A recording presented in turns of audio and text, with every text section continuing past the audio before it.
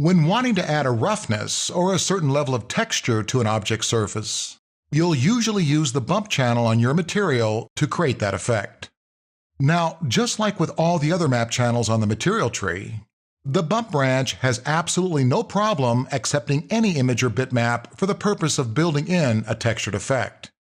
How it uses or interprets that map, though, is quite a bit different. You see, inasmuch as the bump branch on a material is perfectly happy to accept any map that might come its way, it's important to know that any color built into that map will be discarded, as the bump channel sees things in grayscale. It's colorblind, in other words. So it creates the illusion of a texturing effect on a surface by way of the light and dark intensities of the map that's loaded on its branch. Any map can be used as a bump, but that map will be seen or interpreted by way of its white, black, and gray variations. What'll happen is the darker areas of the map will appear to push into the surface that the material is applied to, while the lighter areas will appear to stick out from the surface. Whatever area is being affected being driven by the design within the map. It's kind of like the way a boot would leave its tread design in wet dirt. Now, the more muted or gray an area is on a given map, the less that area will be seen in the surface impression that the bump map leaves. Now, I keep saying the bump effect appears to pull out or push in the surface that it's been applied to. The reason I use that term is because a bump map in no way changes the actual topology of a surface. It doesn't physically change its shape, in other words. The effect is nothing more than an illusion, giving your audience the impression that the surface has been roughed up in some way. It's all a visual trick. Even with the roughest of bump maps, the object still feels, to the touch, the way it was originally modeled. Let's see if we can't give things a try. I'll be using a file named Material Map Branch. You can find it in the Working Files folder. Let's open up the Material Editor and we'll activate the Active Shade option in our perspective view. In essence, turning the viewport into an updating rendering window. Okay, let's go ahead and apply one of the gray sample balls. We can simply drop that from the Material Editor directly into the Active Shade window. Let's now change the diffuse color swatch on our material. We'll make that a bluish green by typing in the values for the red, green, and blue channels. We'll take the red to 0, the green to 90, and the blue to 90. We'll also add an element of shine, taking the specular level to 65 and the glossiness value to 20. Okay, to load our bump map, we'll open up the Map section at the bottom of the Material Editor. 3/4 of the way down the list, we'll find the bump branch. To load a map on that channel, we'll click on the None button to the right of the name. When the browser opens, we'll choose Bitmap. Okay, the map I'm looking to load can be found in the Working Files folder. I've got mine over on my computer's desktop. I'll navigate to that location. When I get there, I'll open up the Chapter 11 folder. From the list of images, I'll choose Beans. We can go ahead and double-click on that picture. Back in the Material Editor, take note of the branch that we're on. On the left-hand side, directly below the horizontal row of icons, you'll see the name Bump. To see the image we've loaded on the Bump channel, down in the Bitmap Parameters section, lower right corner, we'll click on View Image. Now remember, 3ds Max is interpreting this bitmap in grayscale. So loaded in this channel, Max pretty much sees it looking like this. I'm going to make the switch to a grayscale display by simply clicking on the monochrome button at the top of the map viewing window. So the color's been peeled away, giving us the grayscale values of the picture. Let's go ahead and turn that monochrome button back off. Once we've done that, we can go ahead and close the image. Okay, let's now make a few adjustments as to how the texture is fitting the object. We'll take the tiling values to 2 and 1. Now, if we wanted to increase the texturing effect, we could simply drop down off of our branch and head back to what Max calls the parent level of the material tree. That's where we can adjust the amount of the bump. To get back to the parent level of the tree, we'll click on the Go to Parent button. You'll find it on the horizontal row below the sample slots, second one in from the right.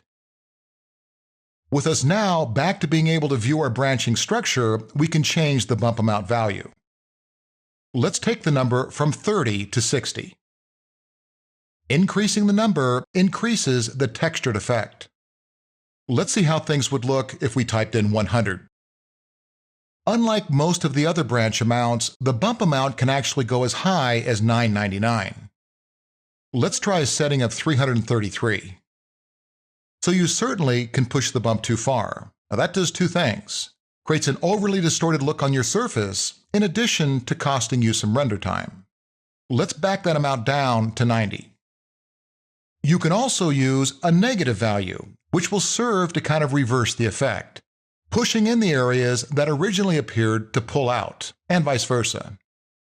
Let's take the bump to -90 and we'll see how that changes the effect. Why don't we now try a different map? Now before we do that, we'll take the bump amount back to its default value of 30. To change the map, we'll have to get back up on the branch that contains the map. Go ahead and click directly to the right of the bump name. The button currently reads Map Number 8, Beans.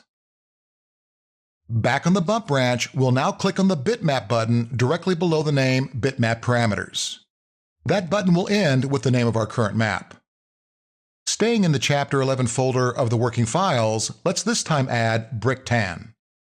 Before we actually load it, let's single-click on the picture, then hit View in the lower left-hand corner of the dialog. It'll be this image that takes over for our bean pattern. Okay, now the tiling on this probably needs to be a little bit different. Let's take the U value to 3 and the V tiling to 2. Once you enter the number and press Enter, you'll have to wait a moment for ActiveShade to update the render. Okay, the impression left isn't very distinct. Let's go ahead and increase that a bit. To do that, we'll have to drop back off the bump branch down to the parent level of our tree. Click again on the Go to Parent button. For the bump amount, let's change it from 30 to 80. Now, this map, like the last one, is being read in grayscale. So having more middle-of-the-road gray tones in the image is forcing us to have to use a higher bump value. Here's how the map would look in grayscale. If we instead maybe switched it out for a similar design, but one that had brighter and darker separations in the pattern, we wouldn't have to push the bump amount quite so high. Let's see if we can't find an image that might give us that. Back on the bump branch, I'll click on the long Bitmap button directly below Bitmap Parameters. The end of the button currently reads Brick Tan. This time in Chapter 11 of the Working Files folder, let's choose Brick Tan Bump. As you can see, the pattern in the map has much greater intensities on the black and white side. Let's load it up and see how it changes the pattern of our texture. Look at that! A more efficient map now enables us to lower the strength of our bump value a bit. Let's head back to the base of our tree, clicking on Go to Parent, and we'll change the bump amount to 40. If we now load our original colored brick map in the diffuse channel, we'll have ourselves a pretty good looking skin. Further up the branch list, let's open the diffuse color branch, choosing a bitmap. From our list, let's choose Brick Tan. Now the diffuse map will need to be tiled correctly in order to match that of the bump. Take the tiling to 3 and 2. Let's also lower the level of shine a bit. Now that's going to be back at the base of our tree. Click on Go to Parent. Going above the map branches, you'll see the specular highlights. Change the specular level from 65 to 15. Now, does the bump map actually make much of a difference here? Well, let's check it out. We'll drop back down into the map section, turning off the check mark to the left of bump. You bet, I'd say the additional texturing of the bump definitely adds an extra level of realism to our skin. Let's turn that back on. So that'll give you an idea how to add a little roughen up to an object by way of the bump map channel. Now, during a normal production workflow, you're going to find that the majority of the objects you create will have anywhere from a tad of texture to sometimes a very dramatic element of relief.